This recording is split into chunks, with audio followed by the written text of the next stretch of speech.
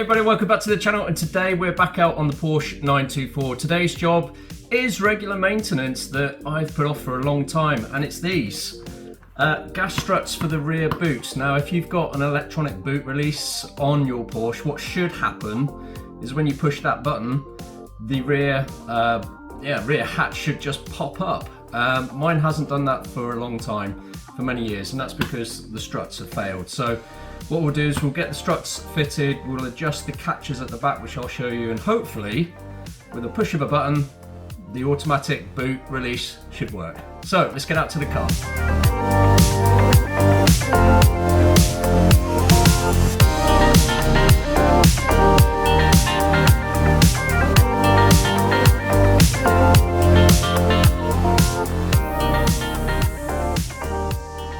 Okay everyone, so we're inside the car, and here, down here in the footwell, you will see the electronic boot release, and when you push that, not sure if you'll be able to hear that, but let me put that there.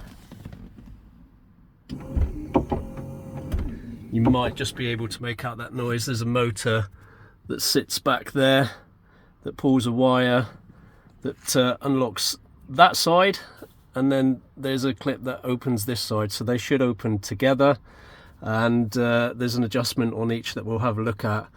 Ideally, when these gas struts here are working well, which you can just see inside there, when they're working well, the boot should, spring up on those gas struts, but as you can see, that's not happening.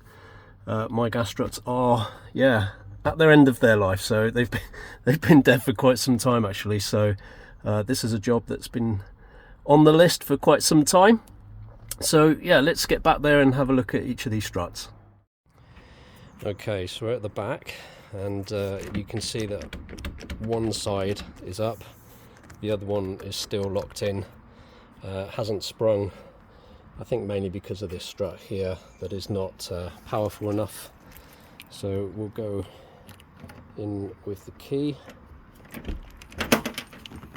and it sort of stays, but also it can just fall down very easily, and it doesn't raise up. You have to use your hand to raise it up, and then you have to hold it right at the top because it won't it just won't stay in position. So you can see that that is gonna just drop on your head, so they don't really work the way they should. So let's have a little quick look at the actual strut itself. That zooms in, so you can see the connector between the actual rear demister connect, which goes across the screen, and then here onto the actual strut itself, and then run down to the bottom of the strut. And you've also got this other connector here that runs then into the car wiring behind the behind the interior fitments to the fuse box, which is, you can just make out there actually, just there. So that's on both sides here as well, and yeah, this used to work. Like, my rear demister used to work, so I'm not sure if it's a problem with these or the actual lines in the demister. It's very hard to see because it doesn't really zoom, but there you go. I don't know if these have failed somewhere down the sides, but it looks a little bit worse for wear. I don't know if that's a problem. Maybe someone in the comments can let me know that, but anyway, we'll get on and start to change these. Okay everyone, so these are the two new gas struts for the rear boot lid, and as you can see, made in China, although they're called, what does that say, Frankenberg. So yeah, I'm sure there's a bit of branding there that's gone amiss, but anyway, we will see how good these really are. On the 924, I think also the early 944s as well, you see that there's these clips that stick out from each end, and you can see it there just inside of the packaging, this sort of metal clip. Those are what carry the electrical current for the rear demister on the actual boot lid. So they are on both struts, and we'll take a closer look of the old ones now to make sure that everything lines up. But I'll give you the actual measurements of these as well, because when you're searching online as well, some don't necessarily line up with the right fitments, the right size lengths with these clips as well. So we'll check that out now.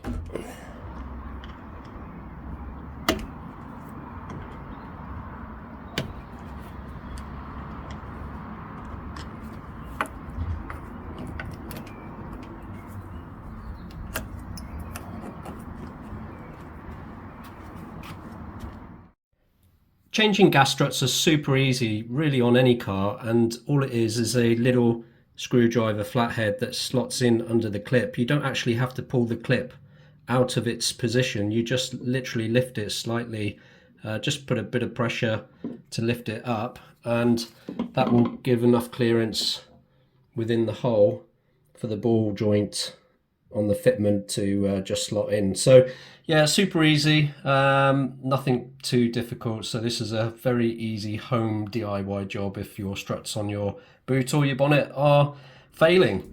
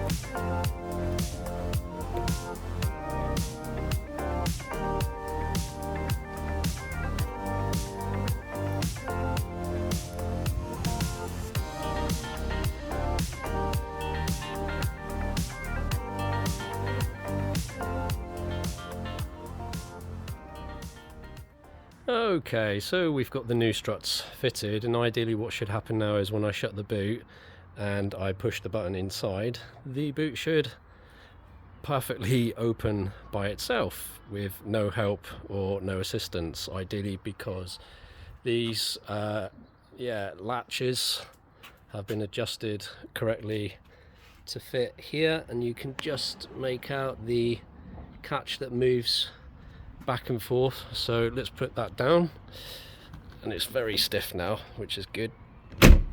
So that is now shut, and let's push the button, and voila, there we go, it comes up by itself. So that's what should happen when your struts are working correctly and your latches have been adjusted correctly to the holes. When you push that electronic boot released inside, everything pops up nice and smooth. Okay, so that was a simple job. If you have the same sort of issue with your rear hatch not opening when you push the button, just go through those steps. It's new struts and a little bit of adjustment on the catches at the back. If they've completely worn those catches, you can buy them secondhand on eBay or potentially new ones. They're pretty easy to screw in and screw out if required. If they get a bit rusty, that's when they can be a bit of a challenge, but otherwise should be pretty straightforward. So that's another simple job ticked off the list, and then we'll move on to some more work around the sunroof. I know I've been talking about this one, but that's next on the list. Until then, more videos to come very soon.